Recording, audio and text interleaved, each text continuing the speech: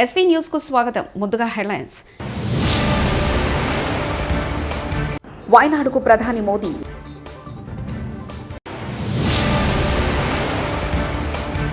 నాగార్జున సాగర్ కు కొనసాగుతున్న వరద 26 గేట్లు ఎత్తి నీటి విడుదల. ఇప్పటికీ హీరో అటవీలో చెట్లు నరికి స్మగ్లింగ్ చేస్తున్నారు. డిప్యూటీ సీఎం పవన్ ఆసక్తికరమైన వ్యాఖ్యలు.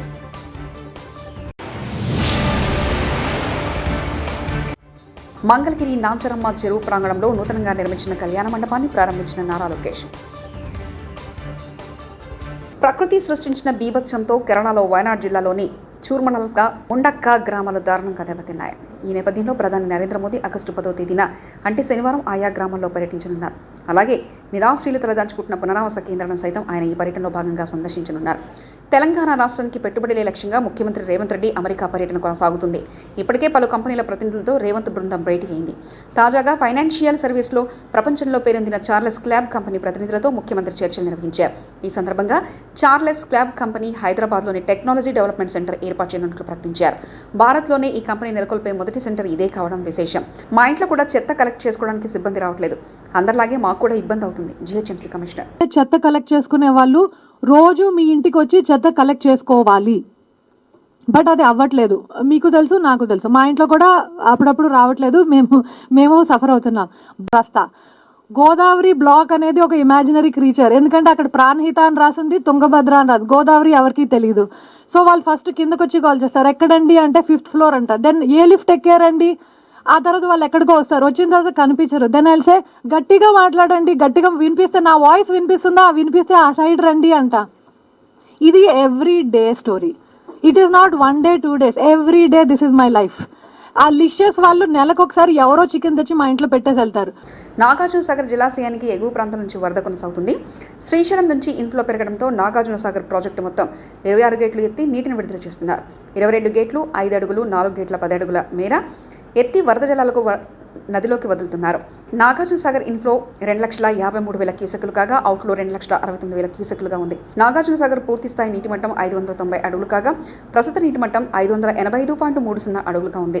పూర్తి నీటి నిల్వ సామర్థ్యం 312.50 టీఎంసీలు కాగా ప్రస్తుత నీటి నిల్వ 298.30 టీఎంసీలుగా నమోదైంది.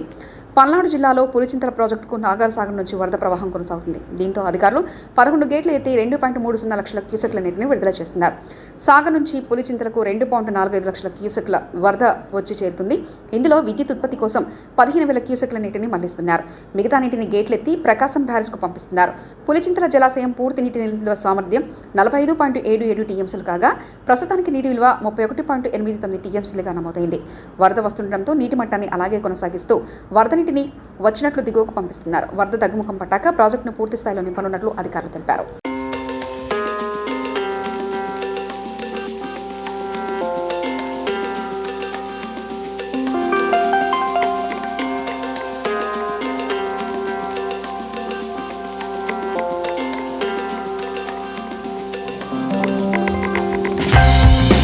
సీఎం రేవంత్ రెడ్డి అమెరికా పర్యటనపై బీఆర్ఎస్ నేతలు బాల్కసుమన్, క్రిషాంక్ చేసిన వ్యాఖ్యలను ఏఐసీసీ కార్యదర్శి సంపత్ కుమార్ తిప్పికొట్టారు.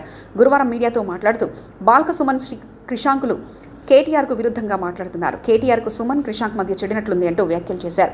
సీఎం రేవంత్ రెడ్డి అమెరికా పర్యటన విజయవంతం కావాలని కేటీఆర్ కోరుకుంటున్నారని తెలిపారు. ఓడిపోయిన నైరాశ్యంలో బీఆర్ఎస్ నేతలు ఏం మాట్లాడుతున్నారో అర్థం కావట్లేదని మండిపడ్డారు. ప్రయత్నం మొదలైంది. అడుగులు అభివృద్ధి వైపు, పెట్టుబడుల వైపు, ఉద్యోగ అవకాశాల వైపు పడుతా ఉన్నాయి వడివడిగా. దాన్ని ఏ రకంగా విమర్శించాలి, కోడిగుడ్డు ఎన్నికలు పిలిచినట్లు, పీకనిక ప్రయత్నం చేసినట్లు ఏదో ఒక రంధ్రాన్వేషణలో భాగంగా చేసిన విమర్శ ఇంకా రానేలే, కానేలే. ఇంకా వస్తే కూడా వాళ్ళు పెట్టుబడులు పెడతామన్నారు తప్ప తెలంగాణ రాష్ట్ర ఆస్తి మొత్తం దోచుకుంటాం అనలే, వాళ్ళు పెట్టుబడులు పెడతామన్నారు. బెంగళూరు పర్యటనలో ఉన్న డిప్యూటీ సీఎం జనసేన అధినేత పవన్ కళ్యాణ్ సంచలన వ్యాఖ్యలు చేశారు. సినిమా హీరోల గురించి ఆసక్తికరంగా స్పందించారు.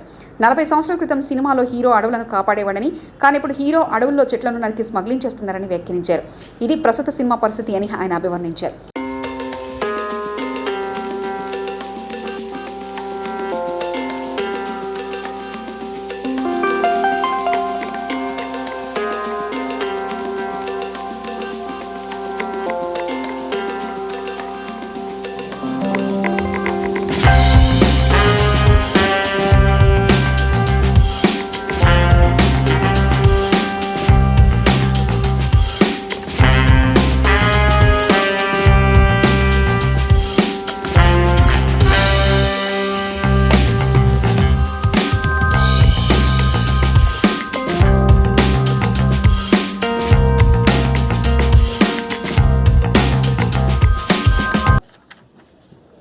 And to make it a little simple translation in English, before singing a song for the forest, I stand before my own mind.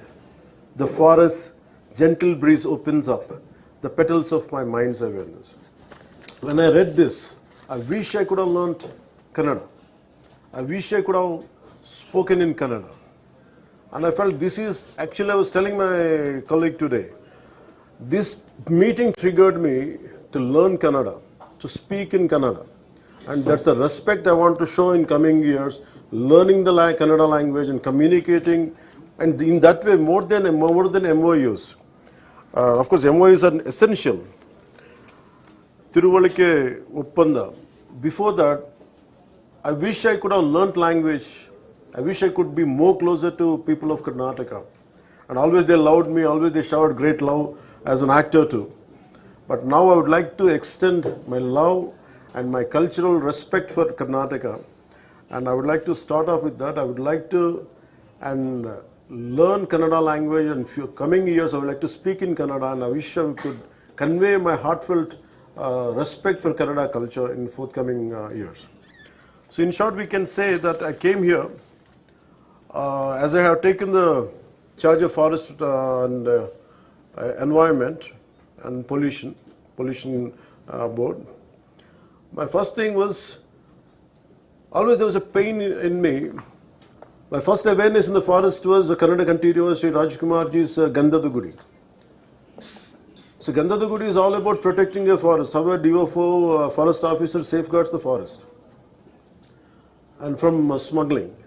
So I was sharing with my colleagues the other day in Aranya Bhavan. I was sharing how the culture transformed. A hero was around 40 years back. He is someone who safeguards the forest. And now the hero is someone who cuts away the forest and who is a smuggler. This we can understand. So Gandhada Gudi is all about safeguarding, and nowadays the current cinema, of course I'm a part of the cinema also, most of the time I struggle to do such films. I said, am I sending the right message? But of course cinema is different, but the culture. Mangalagiri Nancharamma చెరువు ప్రాంగణంలో పద్మశాలియ బౌద్ధమ సంఘం ఆధ్వర్యాన నూతనంగా నిర్మించిన కళ్యాణ మండపాన్ని ప్రారంభించారు నారా లోకేష్.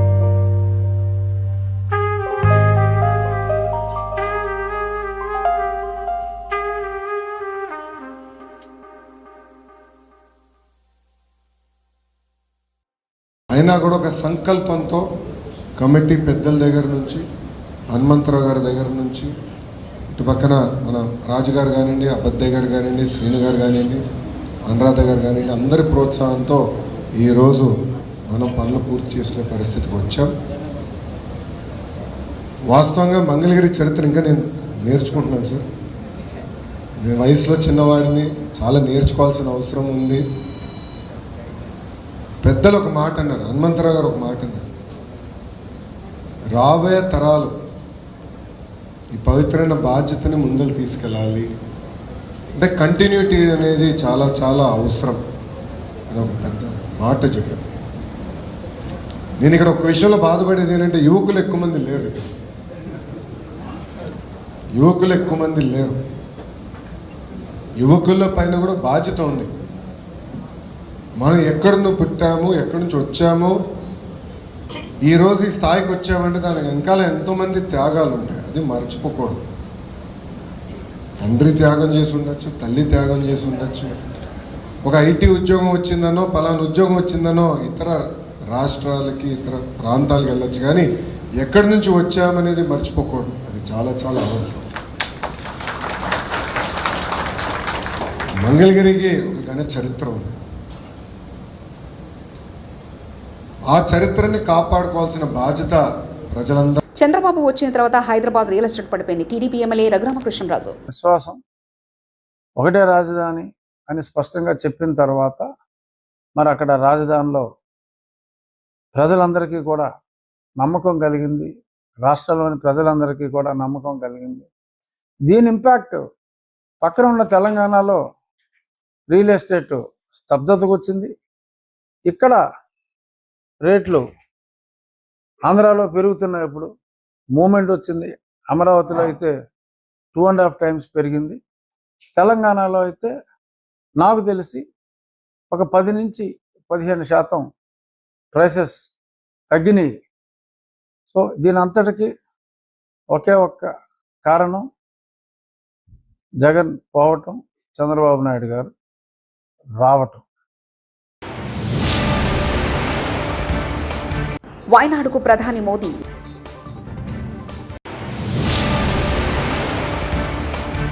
నాగార్జున సాగర్ కు కొనసాగుతున్న వరద, 26 గేట్లు ఎత్తి నీటి విడుదల.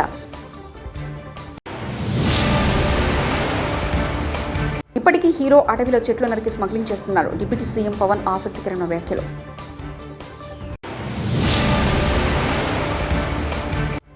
మంగళగిరి నాంచరమ్మ చెరువు ప్రాంగణంలో నూతనంగా నిర్మించిన కళ్యాణ మండపాన్ని ప్రారంభించిన నారా లోకేష్. ఇవి బులెటిన్ విశేషాలు. చూస్తూనే ఉండండి ఎస్వీ న్యూస్.